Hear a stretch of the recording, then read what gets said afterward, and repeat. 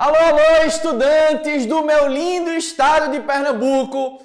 Esse é o preparando você para o Enem e para os vestibulares aqui do governo do estado de Pernambuco. Eu sou o professor Marcelo Rocha de Geografia, mas você pode me chamar de Rocha. Fica aqui comigo que hoje eu vou trazer um assunto super importante para você que está se preparando para o Enem e para os principais vestibulares. A aula de hoje é Geografia Agrária.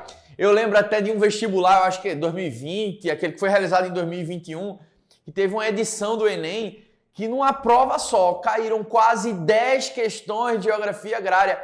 Você pode pesquisar aí que você vai ver que é aquele assunto chave que sempre vai aparecer lá na tua prova. Então já pega teu papel, tua caneta e envia aí esse vídeo, essa aula para a galera do terceiro ano, para a galera da tua escola, porque o assunto de hoje é muito importante para você que vai fazer aí o Enem e os principais vestibulares.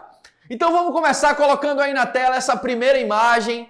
Vamos fazer aqui uma leitura de imagem, é muito importante no Exame Nacional do Ensino Médio, é uma das habilidades cobradas, a interpretação de imagens. E você está vendo aí a imagem, para muitos historiadores, da principal, talvez da maior revolução já realizada pelo ser humano, a Revolução Agrícola. Pode colocar aí na tela. Vejam, embora a gente tenha outras revoluções importantes, a Revolução Industrial, a Revolução Francesa, mas imaginem só que a Revolução Agrícola foi aquele momento da história da humanidade em que o nomadismo foi deixado para trás, ou seja, aquela vida em que os seres humanos viviam se deslocando de um canto para outro, e o sedentarismo foi colocado ali como uma prática de vida. E isso só pôde ser realizado devido à descoberta da agricultura, ou seja, as formas de plantar, as condições ali necessárias para a produção do seu próprio alimento. Imagine que o sedentarismo agora, ele abre espaço para uma série de outras atividades, porque durante o nomadismo as pessoas passavam o dia todo ali só tentando sobreviver, né? Então imagine, vou caçar, vou coletar e após aí esse sedentarismo, a população acaba se desenvolvendo mais em quantidade mesmo e aí sobra excedente para outras atividades. Por isso aí que os historiadores, muitos deles, consideram que a Revolução Agrícola é uma das principais atividades, uma das principais transformações já realizadas pelos seres humanos. É importante perceber também que essa Revolução Agrícola ela não aconteceu no mundo na mesma hora. Então foram em momentos diferentes. Então ali na Mesopotâmia, naquela região ali entre rios, no Oriente Médio, no próprio Egito, ali na região do Vale do Rio Nilo, na China, nas proximidades do Rio Ganges, na Índia. Cada civilização ela realizou sua revolução no seu momento ali, da sua forma. Então é muito importante essa temática. Uma outra revolução que também aparece nos vestibulares, coloca aí na tela, é a chamada Revolução Verde. Vem aparecendo com muita frequência nos vestibulares, porque a agricultura agropecuária, no geral, ela já reflete os impactos das transformações tecnológicas que acontecem e que aconteceram aí nos últimos anos. E aí a Revolução Verde é esse momento no qual a industrialização ela chega também na zona rural. E aí a descoberta de insumos agrícolas, o próprio uso de máquinas, seja ele na colheita, seja na própria disseminação de semente, as sementes geneticamente modificadas, os OGMs, né, organismos geneticamente modificados, e uma série de questões que trouxeram, que colocaram na agropecuária um maior desenvolvimento em razão do incremento ali da tecnologia. E aí essa Revolução Verde ela consegue aumentar a produtividade. Assim como a Revolução Agrícola, a Revolução Verde também acontece em momentos distintos dependendo da região geográfica. Então imagine que os países desenvolvidos, a Europa, Estados Unidos, eles iniciaram esse processo de uso de tecnologia no espaço rural. E os países em desenvolvimento, eles foram usando ali gradativamente. Em muitos lugares do mundo hoje a gente ainda tem agriculturas tradicionais como eram praticadas aí há centenas de milhares de anos lá atrás. Então a Revolução Verde ela pode aparecer ali através de uma série de questões. Primeiro ponto, a gente poderia analisar o impacto da Revolução Verde na própria questão trabalhista, tendo em vista que a chegada de máquinas no processo ali da colheita, da produção rural, ela libera muita mão de obra, tendo em vista que boa parte dos agricultores, principalmente aqui no Brasil, eles não são donos das suas terras. Então a Revolução Verde, ela é um dos pontos principais, a mecanização agrícola, como a gente chama, é um dos pontos principais para o êxodo rural, que consequentemente foi o fator primordial para o processo de crescimento das cidades, né? O crescimento urbano, que é um assunto para a próxima aula. Então esse ponto é importante. O impacto da Revolução Verde na questão trabalhista, na questão do próprio processo de urbanização. Além disso, a gente tem todas as outras consequências, como aumento de produtividade, sobretudo produtividade por hectare. Porque imagine você que antes a pessoa levava ali, necessitava de vários hectares para produzir. Hoje, com a terra relativamente menor, mas com o uso de tecnologia, hoje a gente já fala aí em tecnologia da chamada agricultura de precisão, uso de drone, uso de sensores. Então hoje, sem dúvida nenhuma, o espaço rural ele já conta com toda a tecnologia para aumentar esse processo produtivo. Então é um tema muito importante que pode aparecer no Exame Nacional do Ensino Médio. Um outro tema super importante é essa questão em relação à relação campo-cidade. Se a gente parar para pensar, nesses dois momentos que eu citei aí anteriormente, lá na Revolução Agrícola e na Revolução Verde, nós temos o campo, a zona rural, a área produtora de alimento com características diferentes. No passado, a zona rural era onde a maioria das pessoas moravam, né?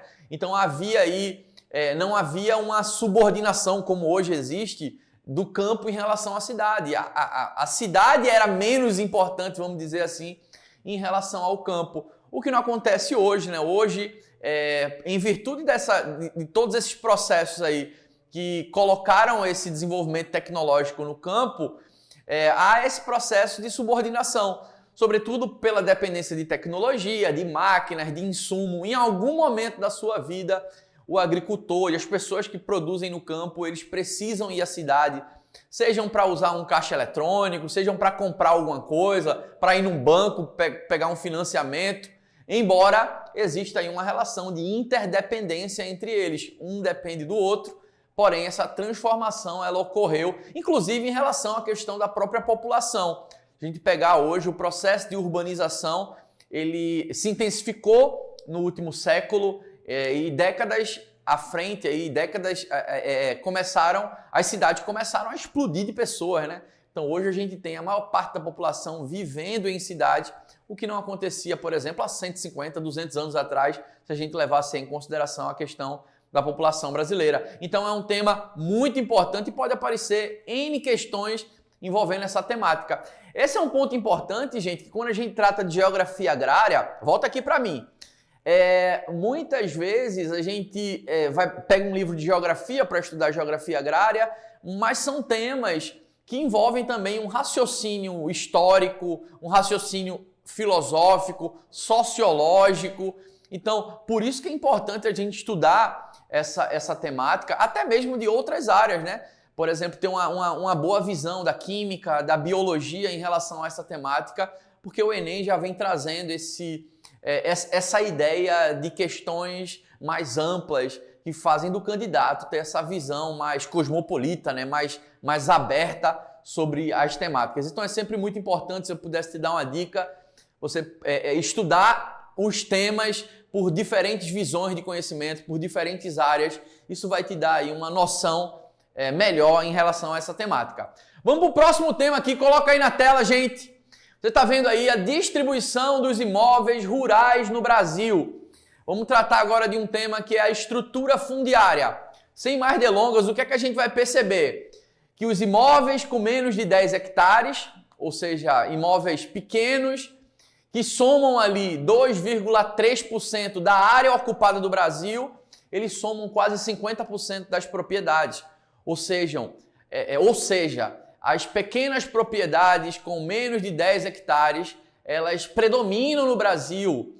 Porém, elas ocupam uma área insignificante ali, 2,3%. Em contrapartida, quando a gente coloca lá embaixo, ó, bota aí na tela, propriedades com mais de 1.000 hectares correspondem a menos de 1% das propriedades brasileiras. Em contrapartida, essas propriedades com mais de 1.000 hectares, elas somam aí um total de área ocupada de mais de 45%. Ou seja, tem muita gente com poucas terras e muitas terras na mão de poucas pessoas. Isso é uma característica importante do Brasil. E aí a gente pode fazer uma análise com essas duas imagens aí na tela. Vamos parar para observar. Na primeira imagem a gente vê ali agricultores familiares produzindo, dá para ver ali algumas hortaliças, ele usando ali um carrinho de mão. Vejam que a maior parte das propriedades brasileiras elas seguem esse modelo. Em contrapartida, nós temos também no Brasil grandes propriedades maiores do que muitas cidades, já utilizando ali a agricultura mecanizada, absorvendo inclusive pouca mão de obra. O que eu quero que você entenda é que esses dois modelos de propriedade, eles possuem características, possuem funções diferentes nesse espaço agrário. Sobretudo porque as pequenas propriedades no Brasil, elas principalmente se dedicam à produção de alimento, ao abastecimento do mercado interno. É a chamada agricultura familiar. Então, embora elas somam ali um total de área muito reduzido em comparação com as outras extensões de terra, mas elas são muito importantes na produção de alimento. Então é aquele pequeno agricultor de muitas cidades do interior do Brasil. Essa aula está passando aí para muitas cidades de Pernambuco, a galera do sertão, a galera do agreste pernambucano. A gente encontra muito essas pequenas propriedades produzindo alimento para o mercado interno. Em contrapartida, o Brasil é uma gigantesca referência aí na exportação de produtos primários, produtos agrícolas. E aí a gente é campeão aí na exportação de soja, de milho, de carne, de café, de açúcar. E aí para exportar eu preciso de quantidade, eu preciso de volume. E aí essa produção, não vou nem chamar de alimento, mas essa produção de matéria-prima, na maioria das vezes, aliás, quase sempre, ela é produzida em grandes extensões de terra. São os latifúndios, monocultores que estavam presentes ali desde o início da história do Brasil. Então, no Brasil, a gente vai encontrar essas duas frentes. A agricultura familiar é dedicada ao abastecimento da população e a agricultura comercial dedicada aí à exportação. Dá para a gente ver nesse mapa, coloca esse mapa aí na tela, bem cheinho, que é para a gente encerrar essa aula da melhor forma possível. Vejam ali que a gente tem a distribuição dos principais produtos em relação às regiões brasileiras. Então vamos começar ali pela região norte. Então, os principais produtos de proporção alimentícia, minério, ouro, soja ali em Rondônia, soja em Tocantins. Então, vejam que ali na região norte a gente tem o extrativismo e a agricultura comercial como atividades predominantes, muito forte. Quando a gente vem para o centro-oeste, aí vejam que a soja ela é campeã. Então, nos 3 maiores estados da região centro-oeste, é o principal produto exportado. Lá no Distrito Federal, por ser uma área menorzinha ali, a produção de carne também tem um outro destaque. Quando a gente chega para a região nordeste, então Maranhão, Piauí, soja, Bahia, também soja, são estados grandes, né? Já mais centralizados ali, mais próximos, é como se fosse uma extensão do centro-oeste, é a chamada expansão das fronteiras agrícolas brasileiras, já que o agronegócio do Brasil ele começa ali naquela região central, mas a gente tem outras atividades, açúcar, sucos de fruta, produtos, óleo, derivado de petróleo lá na região do Rio Grande do Norte, aço. Então o Nordeste também ele funciona aí como uma área dessa expansão da fronteira agrícola. Inclusive nós temos aí uma região muito importante que é a região chamada do Matopiba, que envolve as novas fronteiras agrícolas, Matopiba, Maranhão, Tocantins, Piauí e Bahia. São novas áreas de expansão da soja no Brasil. E aí quando a gente chega para o Sudeste, a gente tem uma produção mais diversificada. Então, minério de ferro, coloca aí na tela, lá em Minas Gerais, São Paulo, açúcar de cana, não necessariamente para a produção de açúcar, mas envolve ali também a produção de etanol. Rio de Janeiro, óleo bruto, é o maior produtor de petróleo do Brasil. Espírito Santo, minério de ferro, toda aquela região ali também tradicionalmente é uma região importante da mineração. E aí quando a gente vem para o sul do Brasil, embora tenha soja, carne também ali, Paraná, Rio Grande do Sul e a carne de frango em Santa Catarina, mas no sul é onde a gente vai encontrar as menores médias de propriedade. Primeiro porque o sul é pequenininho e ali a gente tem uma agricultura familiar muito forte, até uma herança dos imigrantes que se estabeleceram naquela região e produziram ali em pequenas propriedades. Então a gente tem um Brasil bem diversificado e isso é importante porque nós temos o espaço agrário, a agricultura para atender todos os gostos. Eu dou uma dica para você, se você puder, ao final dessa aula, coloca aí na pesquisa sistemas agrícolas e dá uma lida ali sobre sistema itinerante, o sistema de plantation, o sistema de jardinagem, um complemento para essa aula aí que seria interessante. Eu tenho certeza que você, sem dúvida nenhuma, vai encontrar questões para resolver com essa temática. Essa foi a nossa aula de hoje. Um grande abraço para você, continue firme, já o Enem chega, então dá tempo de se preparar, fica com a consciência tranquila, forte e vamos para frente, que aqui a gente prepara você para gabaritar lá as questões do Exame Nacional de Ensino Médio. Professor Rocha aqui com você, um abraço para meu lindo estado de Pernambuco, valeu galera, é Rocha!